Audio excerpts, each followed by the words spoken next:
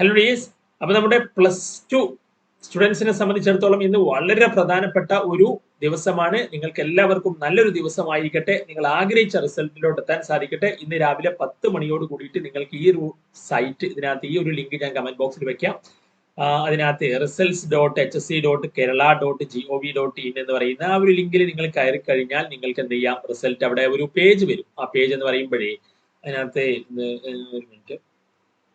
അപ്പൊ ഇതിനകത്ത് results.hsc.kerala.gov.in എന്ന് പറയുന്ന ആ ഒരു സൈറ്റിൽ കയറി കഴിഞ്ഞാൽ അതിനകത്ത് ഇംപ്രൂവ്മെന്റ് മാർച്ച് 2026 എന്നുള്ള ഒരു ലിങ്ക് ഉണ്ടാവും. അതിൽ നിങ്ങൾ ക്ലിക്ക് ചെയ്ത് കഴിഞ്ഞാൽ നിങ്ങളുടെ registration number, date of birth ഒക്കെ അടിച്ചു കൊടുത്തു കഴിഞ്ഞാൽ നിങ്ങൾക്ക് നേരെ നിങ്ങളുടെ റിസൾട്ട് കാര്യങ്ങൾ കാണാം.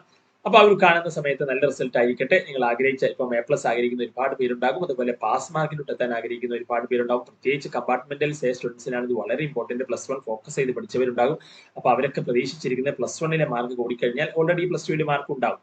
അപ്പൊ അതോടി കൂടിയിട്ട് അവർക്ക് എത്താൻ സാധിക്കും എന്നുള്ളതാണ്. അപ്പം അതിനകത്ത് നിങ്ങൾക്ക് എല്ലാവർക്കും നല്ല മാർക്കിലോട്ട് എത്താൻ സാധിക്കും. അപ്പൊ 10 മണിക്ക് ചിലപ്പോൾ അതിനകത്ത് എന്തെങ്കിലും റിസൾട്ടിൽ എന്തെങ്കിലും ഒരുപാട് പേര് ആ സമയത്ത് ട്രൈ ചെയ്യുന്നുണ്ട്, റെഗുലർ സ്റ്റുഡൻസും ഒക്കെ ഉണ്ടാവുമല്ലോ. അപ്പൊ നിങ്ങൾക്ക് ഇതിനകത്ത് എന്തെങ്കിലും ബുദ്ധിമുട്ടുണ്ടെങ്കിൽ ഈ ഒരു എന്താ പറയാ, ഈ സൈറ്റിൽ നോക്കൂ. നിങ്ങൾ ഇത് കാണുന്നില്ലെങ്കിൽ പക്ഷെ ഏറ്റവും നല്ലത് ഇതിൽ നോക്കുന്നതാണ്. ഇതാണ് അതിനകത്ത് വരാൻ ഏറ്റവും കൂടുതൽ കിട്ടാൻ സാധ്യതയുള്ള ഒരു സൈറ്റ് എന്ന് പറയുന്നത്. മറ്റൊന്നും നിങ്ങൾക്ക് നോക്കാം. പിന്നീട് നിങ്ങൾ ഇപ്പം അതിനകത്ത് ഇൻ കേസ് നിങ്ങൾക്ക് മാർക്ക് കുറഞ്ഞു പോയാൽ പോലും നിങ്ങൾ അതിനകത്ത് പേടിക്കേണ്ട. ഒരുപാട് കേസുകൾ കഴിഞ്ഞ വർഷം ഇത്തരത്തിൽ നമ്മുടെ ബാച്ചുകളിൽ തന്നെ അതിനകത്ത് നമുക്ക് എക്സാമ്പിളുകൾ പറയാൻ സാധിക്കും. ഒരുപാട് കേസുകൾ നോക്കൂ നിങ്ങൾ. ഇവരുടെ ഒരു കേസ് ഞാൻ എല്ലാം മാർക്ക് ചെയ്തിട്ടുണ്ട്. ഇവരുടെ ഒരു കേസ്, ഇവരുടെയൊക്കെ മാർക്ക് നോക്കൂ നിങ്ങൾ. ഇവിടെ കെമിസ്ട്രിയിൽ ഞാൻ അവിടെ പ്രൈവസിക്ക് വേണ്ടിയിട്ട് അവരുടെ പേര് കാര്യങ്ങൾ മറച്ചു വെച്ചതാണ്. അവരുടെ റിസൾട്ട് വന്ന സമയത്ത് അവർ കാണിക്കുന്ന സർട്ടിഫിക്കറ്റ് ഈ രീതിയിലാണ്. ഫൈനലി നിങ്ങൾക്ക് വേറെ നല്ലൊരു സർട്ടിഫിക്കറ്റ് കിട്ടും. ഓക്കെ, ഇതിപ്പം അതിന്റെ ആ ഒരു റിസൾട്ട് വരുന്ന സമയത്ത് സൈറ്റിൽ ഇങ്ങനെ വരുന്നതാണ്. ഇത് കണ്ടോ, 15 മാർക്കാണ് കെമിസ്ട്രിയിൽ. അതുപോലെ കണ്ടോ 16 മാർക്കാണ് +1 ഫിസിക്സിൽ. ഇതൊക്കെ +1ലാണ്. പക്ഷെ അവരുടെ +2 മാർക്ക് കൂടി നോക്കൂ. ഇവിടെ 15 മാർക്ക് കെമിസ്ട്രിയിൽ, 31 കേട്ടോ. ഞാൻ ടിക്ക് ചെയ്ത് മുകളിലാണ്. അതായത് അവരുടെ TE മാർക്ക് നോക്കിയാൽ മതി. ഇത് ഫിസിക്സിലെ TE മാർക്കാണ് 30. ദെൻ കെമിസ്ട്രിയിലെ TE മാർക്ക് ഉണ്ടോ 31 എത്താൻ സാധിച്ചു.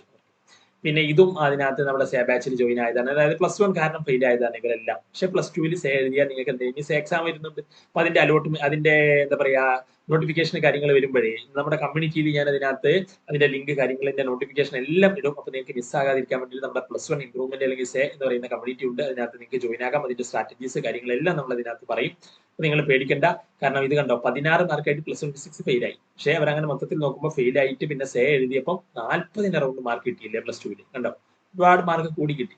അതുപോലെ 14 പിന്നെ 30 കണ്ടോ, ഡബിൾ പാസിനടുത്തൊക്കെയാണ് പിന്നീട് അവർക്ക് മാർക്ക് കിട്ടുന്നത്. നിങ്ങൾ ആലോചിക്കുക. അപ്പം വളരെ വലിയ പണിയൊന്നുമില്ല. കാരണം നമ്മൾ ആ രീതിയിൽ നമ്മൾ ആവറേജ് സ്റ്റുഡൻസിന് അല്ലെങ്കിൽ നിങ്ങൾ സേക്കൊക്കെ വേണ്ടിയിട്ട് പ്രത്യേകം അവർക്ക് വേണ്ടി മാത്രമുള്ള ബാച്ചുകളൊക്കെ ഉണ്ട്. അതുകൊണ്ടാണ് ഞാൻ ഇതിനകത്ത് പറയുന്നത്. നമ്മൾ അങ്ങനെ, കാരണം സാധാരണ പോലെയല്ല, നിങ്ങൾക്ക് പല കാര്യങ്ങളും മനസ്സിലാക്കി തന്നെ പറയേണ്ടതായിട്ടുണ്ടാവും. അപ്പം ഓരോരുത്തർക്കും അവരുടേതായ ലെവലിൽ ക്ലാസ് എടുക്കും. അപ്പൊ നിങ്ങൾക്ക് ഇപ്പൊ അതിനകത്തെ അതുകൊണ്ടാണ് നമുക്ക് ഈ റിസൾട്ടുകളൊക്കെ നമുക്ക് കിട്ടിയിട്ടുള്ളത് നിങ്ങൾക്ക് മനസ്സിലാക്കാം.